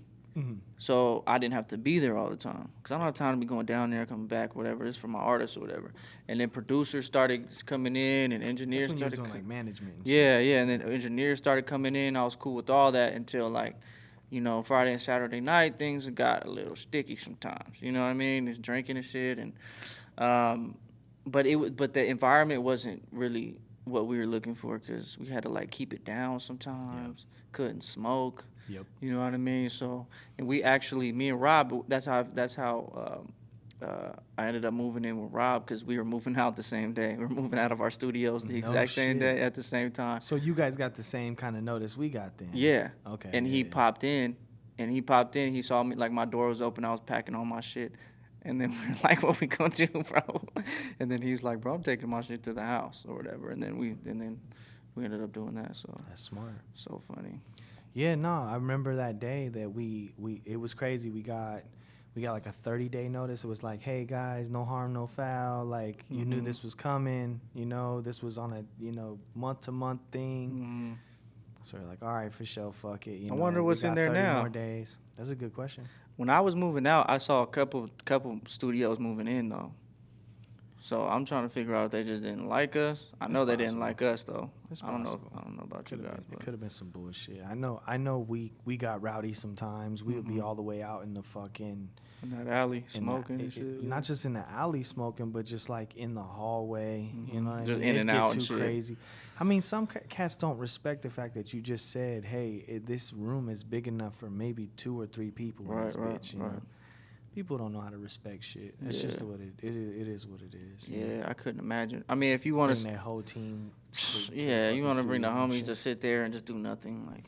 Some people like to be admired, man, and that's kind of what it boils down to. I remember I'd have people that were in there that would do like a 2-hour session, and like the first hour they would have like a song that was ready to record and stuff like that, and like then the second hour, it'd be like, all right, man, well, I gotta mix your record. You know what I'm saying? I gotta put in work on this, or you're gonna leave here going, it don't sound right? Yeah. And not to say that it takes that much time to mix a record, but just like I would get to like working on vocal buses and trying to make shit sound good, and they'd be like, yo, you think we could like freestyle on a track real quick and like, you know, I just want to record just a little bit more. And it's like, I get it that you're eager to record because that shit just got out some kind of like energy out of you or adrenaline out of you that just like you just don't want to contain. You want to continue to fucking let it out.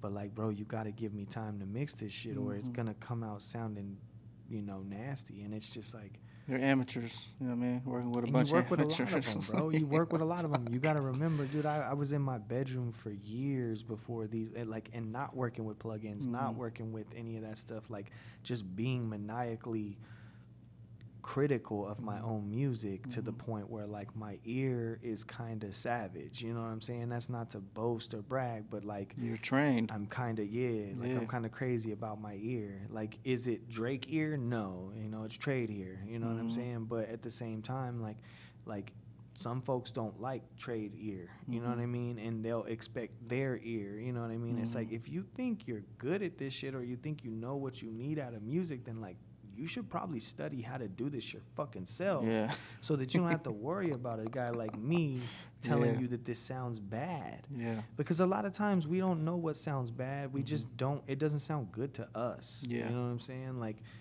having arguments with motherfuckers about, you know, hey, if your album isn't, you know, recorded at negative 14 LUFs and you know at negative 12 decibels, like your mix is gonna sound like mud on fucking Spotify and fucking Apple Music. And it's like, bro, who gives a fuck when songs like Look at Me got millions of fucking plays, bro, from, you know, from XXX, like, cause dog, that fucking beat, it sounds like terrible. Like it was recorded on a boombox, and it sounds amazing if you ask me. Like it's terrible in the quality, but it worked. You know what I mean? Come from punk rock, bro. I come from grunge, so like shit like that makes me happy. You know what I mean? Hearing because you know it's not. That's what you said. That like tight. You know it's not polished. It's not like commercial in any sense. It's meant to give you a feeling, bro. Polish doesn't give you feelings, bro. Polish just goes, oh, it sounds really clean. Too clean. Yeah. It's almost fake. I don't like it, dude. I can't get jiggy with this shit. No, I feel you. Can't get jiggy with this shit. Oh man. So how you feel about so what artists you fucking with now from the city? For the most part, G Reed, I fuck with like the Tribe Kids. They're so dope to me. I just think they're like a cool little collective that I think that they should tour and blow the fuck up. They should already be blown up. Fuck COVID. I fuck with Hack the Mac like the most. Free De La, because, man, we need that man's music back out here, man, because De La, to me, is one of the most incredible writers that we have in Vegas. I mean, I've seen it in action. I've recorded that man. He's a brilliant mind. It sucks that, you know, he's locked behind bars, and I really hope he gets out soon, man. I love his whole team, the Pack Boys, man, Grazi and all, you know, Igloo. That's my little like pimp homie, man. He's so tight. He be on that Mac Dre shit, but he white and shit. He's so cold with it. His tongue is so dope. He's so smooth. And I don't know, man. I fuck with a lot of cats. I fuck with Tej, you know what I'm saying? Tej got such a crazy sound, and I'm trying to like hey man, I'm trying to mellow you out though. I'm trying to make like that crazy, slow, like, I don't know, man, like kind of DJ Premier, but also kind of like in that same vein where you're at. Do artists give you like freedom in the sense of like all the time? Okay, cool. I don't think they ever try to sweat me on how shit's supposed to sound. Cool, they just hear me play shit and go, let me have that, let me have that. I've never come across people that really like try to fix or make my shit different. Yeah. Which I ain't mad at. Like, I'm down for critique. I'm down for like collaboration and shit like that. I do that stuff, but there's a weird stigmatism there. You know what I'm saying? I think that sometimes when I come to people's studios, they want to pick my brain to see where my head's at first. You know what I'm saying? To make sure I'm on the same page as them or whatever. Yeah. But is that weird? Like, you get in the studio with people you don't know prior? Not too much, because I just get in there and just start playing music for them. Like, if it's somebody I don't know, a lot of times I just start playing the records and let the records play. Okay. But a lot of times they'll be like, oh, this shit is hot, and then we get to talking about that, and then next thing you know, we're off on a tangent, and we go to talking about some real life or some regular shit, and it's just like, oh shit, I could gel with this human being. You know what I mean? How important is that chemistry though? To me, it's probably one of the things that it can be. Sounded like such an interviewer question. Oh my god. That's real shit. It can be a gift and a curse. Yeah. And I say that to say this is there's been so many studio sessions I've been in where all I did was do what me and you are doing right now, and that is we sit there and we talk for fucking hours. Yeah. And that can be good because it breaks ice. It makes for a better connection between artists when the music does start. Yeah. If the music starts. I think that's the scariest part, is that if the music starts. Because sometimes you'll walk out of the situation and it's like, damn, nothing got made here. Right. A whole lot of progress as far as relationship got made, but as far as music, nothing happened. Yeah. And it's happened. I remember when I was recording Saturday, I wanted T-Rab on Saturday 7 so bad. I brought him to the studio. I was going to ask you, he's not on the Lament? Or what is it? How do you say it? The Laments? Layman's. The Lament. Yeah, Lament? It's Lament. That's him? Yeah. No. That's not him? He hasn't done one yet, nah. That sounded like him. Nah. Who was that? I have D-Mob. I have Schwoogie. No, on the 7. That wasn't him? 7. Oh, no. He's not on 7. Why did that sound just like him? It's crazy. He came to the studio. We had a bomb-ass conversation. You know what I'm talking about, right? Obviously you know what I'm talking about. The second half of it, or... 7, I think it's Schwoogie. Rapping. I thought it was him rapping. But it doesn't say his name on the track. Schwoogie's Lament. I think that's 7, if I'm not mistaken. Nah, bro. Schwoogie's Lament. Hold up. Schwoogie is I got it right here. Bomb-ass skateboarder who just Smooth's Lament. Yeah, Smooth. That's Schwoogie. That sounds just like T-Rap. I was like... That's crazy. Yeah, no, that's. Am I wrong? Am I tripping? Yeah, you're tripping. Because that's Smooth. Smooth is incredible. Maybe it's a different Saturday. He's part of the same faction, though. Like, we all were part of Kill Off. Smooth is one of the homies from the skate park. Back, like, when me and the homies used to visit the skate park, it'd be kids that'd be freestyling and shit, and it'd be like Jerry, Smooth, Thelonious, you know, just different people. I mean, sometimes it'd be some one-offs too that like didn't go on to rap, you know, but they just love to freestyle and do crazy shit. Yeah. So, do you feel the love in the city? Do you feel like, cause I do. Yeah. I don't think anybody ever really throws me too much shade. No, I don't know how they could. You've contributed beyond measure, bro, to the Las Vegas scene. Yeah. I mean, the shade that gets thrown is generally people who are not in a position to be throwing shade. Right, that's how it usually goes. You feel appreciated. You feel appreciated. Yeah, that's good. Of course. I think that sometimes I get in my own head because I be so introverted and trying to perfect my craft that I think that like people don't want to work with me, and it happens. You know what I'm saying? But at the same sense, like, there'll be like reassuring moments that happen where I'm like, bro, you're just in your head. Get the fuck out of there. Yeah. You know what I'm saying? So that's really what it boils down to. Yeah. I mean, like we were talking about earlier with the social media and all that shit, you know, and being an artist, and, you know, because you're vulnerable as an artist. Always. You know, and then you're putting it out for everybody, and then all people really have for you is an opinion. It's crazy, bro. I've been to theme parks and kids have fucking like recognized me. Oh shit, You know what I'm it's saying? scary. Yeah, yeah, it's crazy. That's dope though. That's super dope. Yeah, I mean, it's incredible. People notice me at swap meets. Do you think you want to be famous? Nah, because I'll tell you, anytime that shit happens, it makes me super nervous. I get reckless. I think the wrong thing first. I think paranoid. Worst case scenario 1st. Yeah. So like, I remember we were at Knott's Berry Farm. It was just me and my little brother, and some kid screamed out like, "I know who you are," and I don't know why, but my brain was just like, "Dude, am I gonna have to fight somebody in front of my little brother?" For real. You know what I'm saying? It just made me feel weird. But then I turned around, it's like his mom was there talking about how much they fucking, you know. Yeah. He talks about my music and stuff like that. And it was just like, oh my God, this is amazing. It's crazy, huh? Yeah. Oh, dude, like I went to Disneyland, the California Adventure, the one across the street, across the park or whatever. And the Tower of Terror. I was like getting on that shit. This was the wildest one. There was this kid. He's in line waiting. And he was quiet at first, you know, he didn't say shit to me, but you could tell he was like trying to like see if I was who I was, kind of shit. Yeah. That awkward moment, yeah. And he goes, "Can I get a picture with you, man?" And I was like, "What?" and like I'm wearing like I'm on my anniversary, so I got the anniversary Mickey Mouse button. I'm wearing like a button-up shirt that's got like Mickey Mouses all over it or some goofy shit like that. Yeah.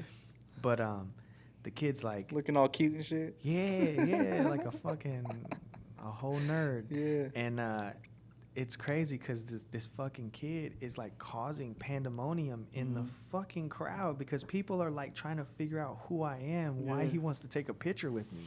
And so in the mix of him trying to get a picture of me, there's like 5 other people that are trying to get pictures with me off the strength that this kid is telling them that I'm like some famous rapper. And I'm like, nah. Do you get comparisons? Nah, to other famous rappers? Yeah. Not too often. Okay. You don't get like the white rapper comparison? I used to, yeah. When that was a thing, yeah. Now there's such an oversaturation of white rappers. I don't think it's a thing anymore. Like, it used to be a stigmatism, you know, if you were a white rapper. Even my dad, dude. Like, when my dad saw me taking this serious, he couldn't take me serious. And so he would say little things that would trigger me because it would be like he was hating on you a little bit? Well, he would say things like, "Oh, you know, there's only one white rapper that's ever made it," and that's a goddamn lie because there's so many white rappers who have made it before Eminem did. Like way before Eminem did, there were white rappers. Beastie Boys, of course, it's the biggest group in the world. Come on, man. But there's like MC Search and you know the third base Vanilla kids, Ice, Vanilla Ice. Yeah, and those are just the big ones. You know what I'm saying? Those are just the big acts. Like there's so many little acts that were white that like they came out to. You know, Lil White is a perfect. You know what I mean? There's so many acts, and the reason why it was such a peculiar moment for me as far as like him triggering me and shit is because like from that moment on, him saying shit like that to me, I would always be like, bro, I can't wait till I rock the biggest stage ever. I'm gonna make sure you're there in the front fucking row so you see how passionate I am about the shit. And I shit you not, first show I do at like House of Blues, it's crazy with Dizzy Wright, fucking so many good artists on the bill. It was crazy. And fucking my dad, I'm like, I got 3 backstage passes, I'm gonna get you back there. And he's like, all right, cool. And I get him back in the back of House of Blues, and dude, it's like it's a total, like, he became a fan that night. He literally like watched girls crying, singing my songs, and he's like, dude, I didn't know you had that kind of impact. And I'm like, bruh, come on, fuck with me, dad. You know? Ever since, dude, he's been a fan. He loves it. That's sick. So that's dope though. That from an early age that kind of motivated you more. Yeah, and I don't know if he was just bullshitting me and like joking. Well, I think part of it is like, our parents don't want us to be failures because they're grown and they know that they didn't pursue their dreams and go the route that they expected to go. So they don't want you to go down a route that, I think they secretly all want way better for us than we're actually. It's natural though. Given. That's natural. Yeah. Yeah, I think from a parent perspective, you know, if my kid started rapping, I don't know how I'd feel. But I guess it just depends on his dedication level, you know. Yeah. But then there's like, okay, so on the other side of that, there's artists who are parents who never really became successful themselves. They build successful artists because they let their kid become an artist. You know what I'm saying? So it's kind of wild, man. There's two sides to that It's a weird dynamic. Yeah, it's a weird dynamic. It's wild. Yeah, man. So what else you got going on, man? What else you want to talk about? I mean, as far as Saturday, I don't know where I'm going with that. I'm selling hella beats right now on my website. So, like, that's kind of where my head's at. Trade Voorhees. Maybe trying to get some placements. Maybe trying to, I don't know, like, do my some beat work, I'm commercials. trying to move that shit. Yeah, so, like, sync licensing. Like, I got a couple new records that are ready for sync licensing. So, that's, like, to get your music into, like, TV and movies and stuff like that. Okay.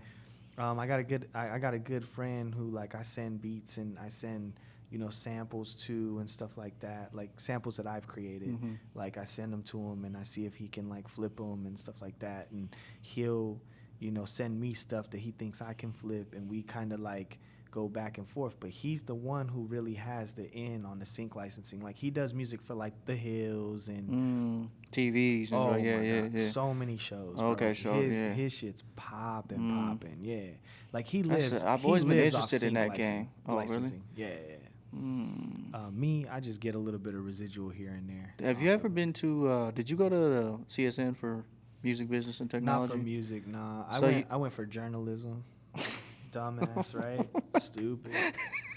That just shows you where I was at in my head. You're so you were mad I asked that question. Yeah, that's funny. I went to college for. And what's crazy is Fine. You know who DJ Final is?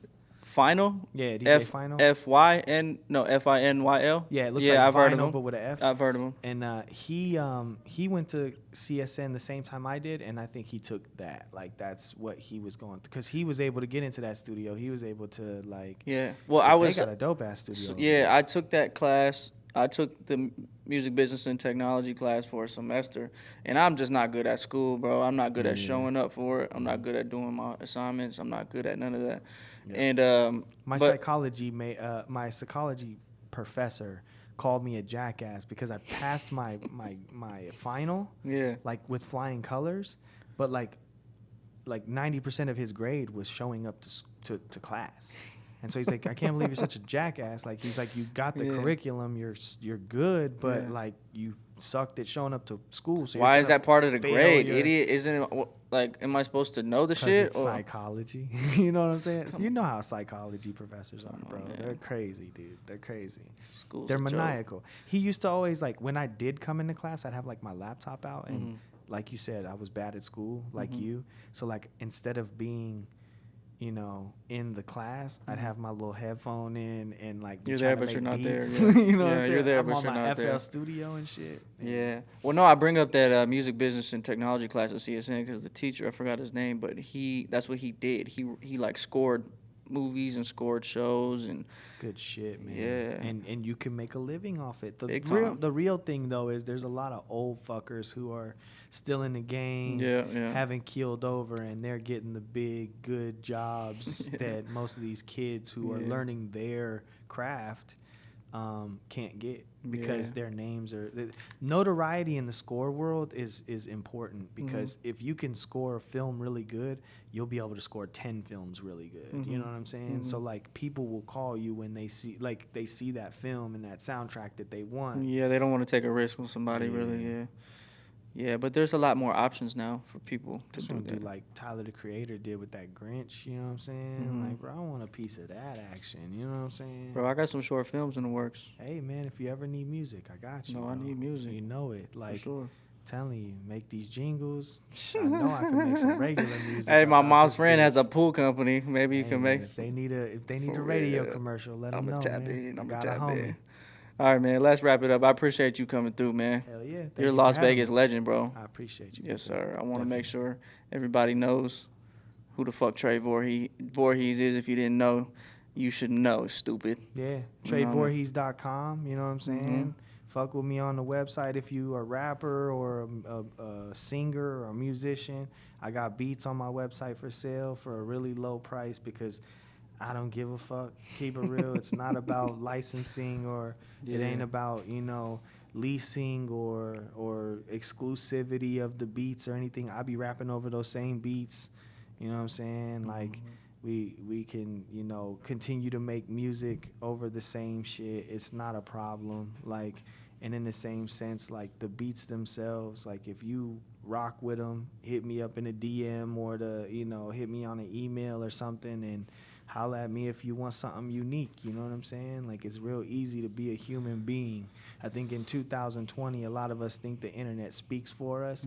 Be a human being, man. It's easy to reach out to a person and be a human being, man. Like, especially on these social media platforms. Don't sit in the dark and think that, you know, someone's gonna, you know, you know, I don't know, like, give you the golden ticket. Right, exactly. On the strength that you just rap or you just sing or because you you know look you look cool on the internet. Yeah, man, holla, man. Talk to a human being. You know what I mean? Be a human being, and at the end of the day, you might get a human being interaction. You know what I'm saying?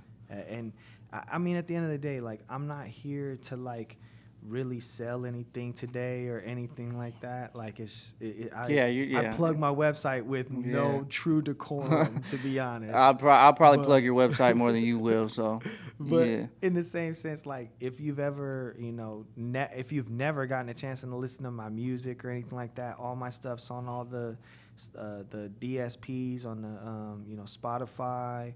You know, if you got Tidal for real, listen to my music, because, man, we make the most. Yeah, they pay them. Hold up. Before we cut this off, we were talking before about you want to take all your music off DSPs. Yeah. Why? It doesn't make enough bread, and not that it doesn't make enough bread. It's not getting listened to on those platforms the way that I thought they might. You know what I mean? I mean, I know I have some fans that are like go to the DSPs after they've bought my albums on like the website. Yeah. But a lot of my devoted fans, they go straight to my website and buy my album on the website because they want to make sure they're supporting me wholeheartedly rather than, you know, giving me pennies on the dollar. Right. And I thank them for that, you know, wholeheartedly, because at the end of the day, without them, I wouldn't even, you know. Yeah. I wouldn't even be putting the shit on the internet, keep it real. Because, like, I can just keep all this music to myself. I enjoy making it, so, and I enjoy listening to it myself. So. Yeah, that's an interesting perspective, man. But I think you should keep it on there. Yeah. Just for new fans, you know? Yeah. For exposure. I'm going to keep it real. I keep getting negative responses when I'm like, I'm going to take that shit off the DSPs. Nah, man, you don't understand. I'll be bumping your shit. You got to put it everywhere, man, really. Yeah. You know what I mean?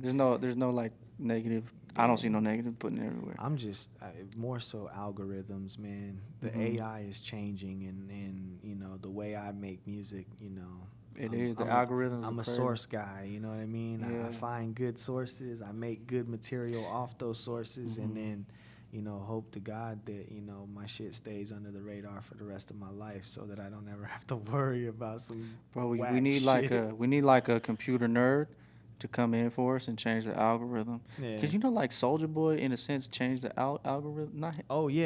He's like the stories he tells. He was ahead of his time, bro. He was ahead of his time. Doesn't surprise me. That's how you monopolize, man. If you come up with a clever idea that nobody else has come up with, bro. You talking about the LimeWire shit? Smartest motherfucker ever, bro. If you today can remember that. Make your album, make Saturday, or any one of the your profile, whatever, come up when somebody types into baby, it'd be a rap. And it's possible, it's a nice bro. blueprint. I'm telling you, it's such a beautiful blueprint. Like, I remember that day, that time period when you would open up a file of a song you thought you downloaded, and it's actually something else. Yeah. He learned that from somebody else. That's not something that Soulja Boy did and is like, oh my God, that guy's a genius. He took it to another level. A lot of people were yeah. doing that on LimeWire. You would download all kinds of like 50 cents and shit and get the wrong. You'd That's be what so it was. pissed. It was always 50 cents. You'd wait 30 minutes to download a song, and then you click on it and it'd be some bullshit, and you'd be like, taking up all your computer storage and shit. Let me go search it again and go find another copy. Yeah. It's the worst. Yeah, man. Well, I appreciate you coming through, bro. Yes, sir. For Thank real. you for having me, brother. Yes, sir. I appreciate this like a motherfucker. Yeah. I hope I talked about good shit. I feel great like conversation. I just rambled. Great conversation. Hell yeah. We probably got to do it again. Yeah. I'm going to take one of them chocolate bars and we can come back. Yeah. All right, brother. Till next time, man. Hell yeah. Peace. Be safe. Holla. Gang. Damn. Yo, how long was that?